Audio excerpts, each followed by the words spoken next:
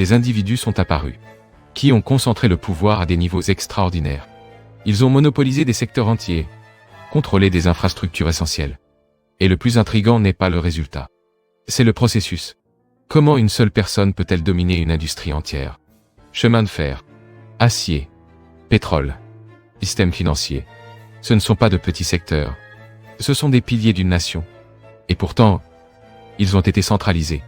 L'explication commune est simple. Travail acharné.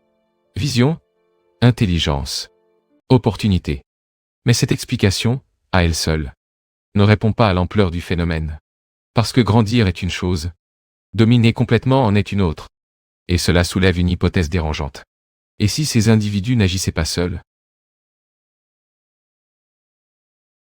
Et s'il existait une structure invisible, finançant, orientant et soutenant cette croissance?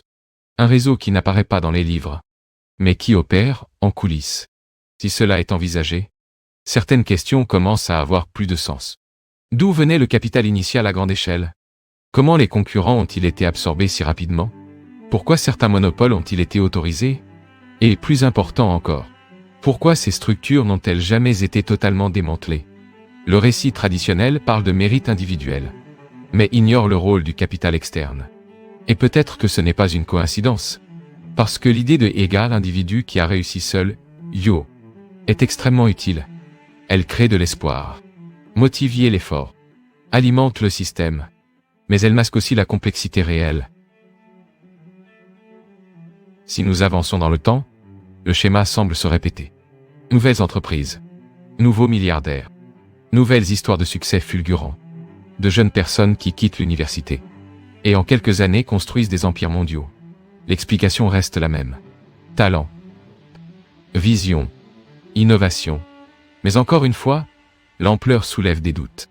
Les technologies fondamentales ne surgissent pas de nulle part. Elles ont une origine. Et beaucoup de ces origines sont liées à des projets militaires. Infrastructures numériques, réseaux, systèmes d'information. Des outils créés initialement à des fins stratégiques et ensuite rendus accessibles au public. Mais cette transition n'est pas aléatoire. Elle suit une logique.